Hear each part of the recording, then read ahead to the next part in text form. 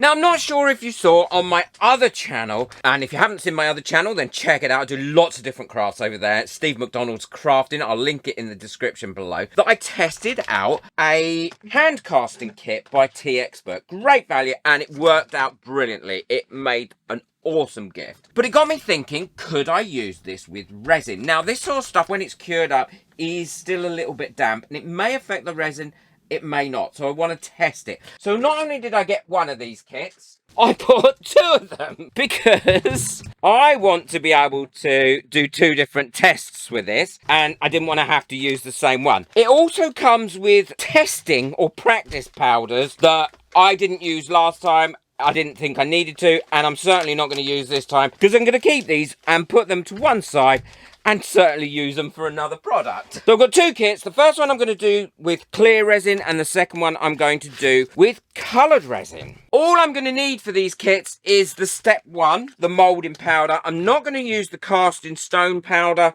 I will use that for other casting projects, which will be great.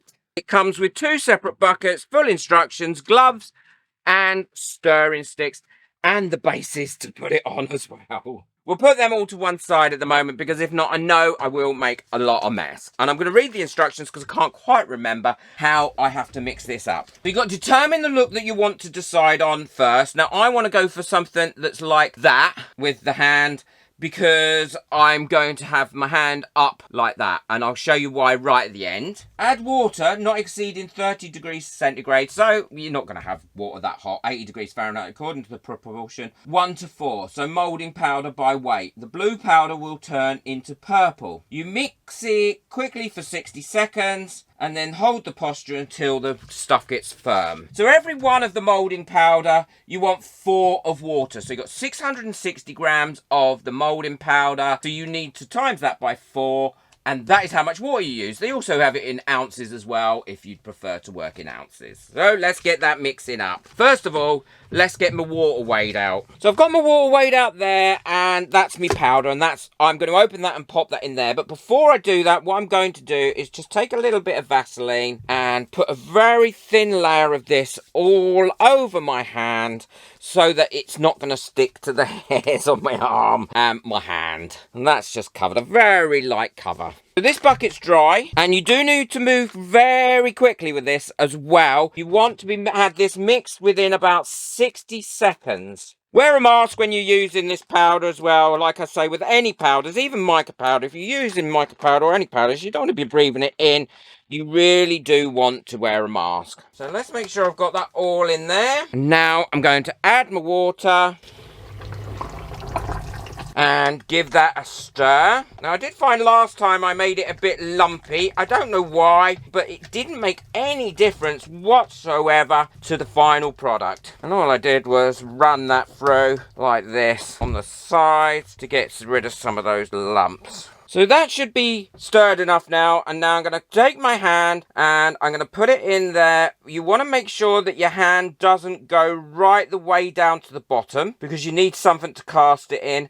And then you just hold your hand in there until it's cast, moving around and tapping the sides, because that will allow any bubbles that are in there to come up. And that shouldn't take long, about 5 minutes at the most to cure. I can feel it getting thicker already. And don't forget, this is a temporary mould. It's not a mould that you can use over and over again. Well, that's been setting now for about 4 minutes. So what I want to do is just lightly wiggle my hand around to release that and take my hand out. And there we are. So that should now have cast my hand in there. And it's going to be a little bit moister in there. And there are definitely going to be some bubbles. But we can get over that. We'll see what it looks like. So I'm going to straight away do another one. And then I've got everything ready that I need to pour the resin in it. And I'm going to be using the T-Expert deep pour resin for this. It's going to take about 48 hours to cure, and that'll be nice and slow. One of them I'm going to add colour to, and the other, as I said,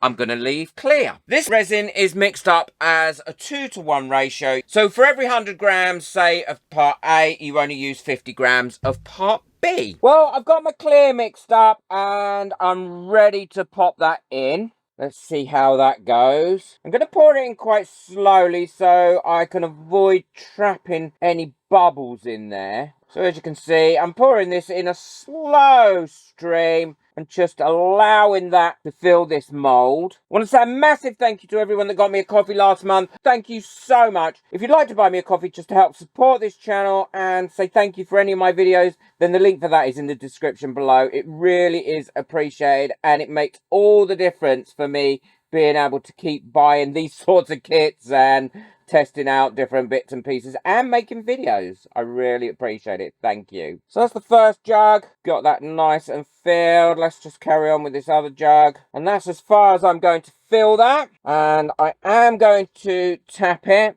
Now, like I said, this is still quite moist, so I have no idea the effect it's going to have on this resin. I would never use a polyurethane resin for this. I would only ever use a deep cure resin. That's epoxy, because there's too much moisture for a polyurethane resin. Well, I've got my blue mixed up now, and I've got a bit of blue pigment and some mica powder mixed in there, and all I'm going to do again is exactly the same thing and pour this really slowly in here. Massive thank you to all my members whose names are coming up now. If you'd like to become a member of my channel, then pop in the link below and you can become a member and benefit from all the perks and extra help and support that my members get and give each other as well. Thank you, members. You are a group of wonderful people. So pouring this in nice and slowly now, and I will go round and do a little bit of tapping again on this one in the same way that I did the tapping on the other one. And there we go. That's enough. I'll leave that now for 48 hours and come back and we can have a look at it and we'll see if it's worked or not. Well, I'm quite excited, to be honest. Well, these have all cured up now. There's a little bit of water on top of this one. And as you can see, where they've been sitting, water has started to come back out of this. So really don't know how it's going to affect what has happened. So I'm going to demold this one. Oh, I'm going to demold both of them. And as you can see, that is quite moist. And I found the easiest way to get this off in my previous video is just to pull it apart like that. There we go, and it comes out, and that's why it's only used once. What you can do is you can cast this in silicone and then make a mold of it anyway, so you get a win-win that way. To get rid of any little bits that have caught up in it, all you've got to do is go in there with a bit of a knife, or you can put it in and scrub it with a scrubbing brush under a tap, and that'll get rid of all those little bits. So let's have a look at the clear one. I would imagine this has gone quite opaque, if I'm honest. I'm not sure how close to the original casting I got my hand, but we will have a look. Actually, I did them quite well. They're very, very similar.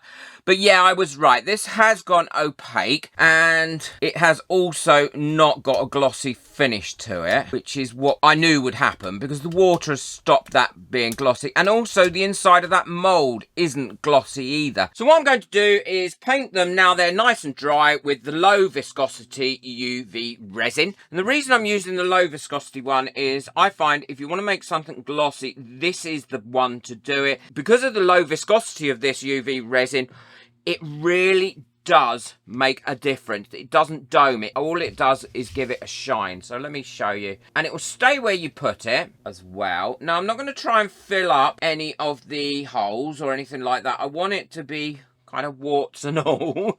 I'm working in an area where there's no direct sunlight, so I haven't got to worry about this curing up while I'm painting it on, because I want to be able to paint it on like this all over before I cure it up, because that way I'm going to not get any lines or anything like that happen. Well, now that's all coated, what I'm going to do is cure that up using my resin lamp and then have a look at it. And while this is curing, I will get on with the other one and we can compare the two. Well, these have all cured up now, and that's the great thing about the J-Diction resin. When it cures, it doesn't go sticky, and that has given that a lovely gloss shine. It has made the blue one, I think, a lot better, but I still prefer this one because, correct me if I'm wrong, but To me, it looks like frosted glass. Now, I don't know if you remember a while ago, I did a video on how to make these and the beautiful wings for these. I'll link it in the description afterwards, but I'm actually going to put it onto there to look like it's rested on my hand. And the one that I'm going to use for this is the UV resin, which is the high viscosity one. The reason is I know that when I put that leg on there, that really isn't going to show,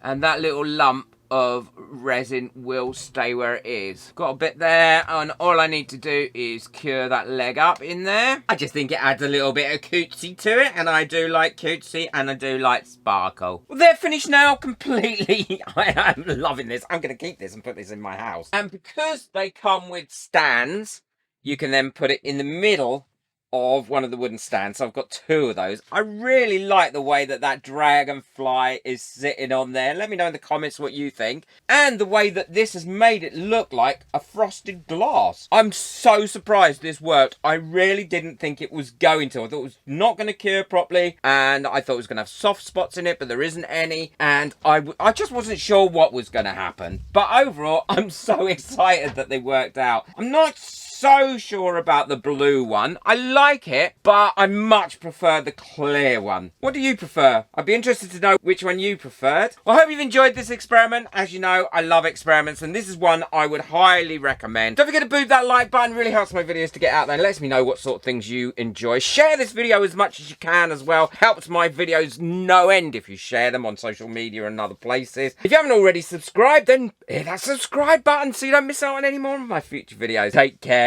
Enjoy your resin. Bye.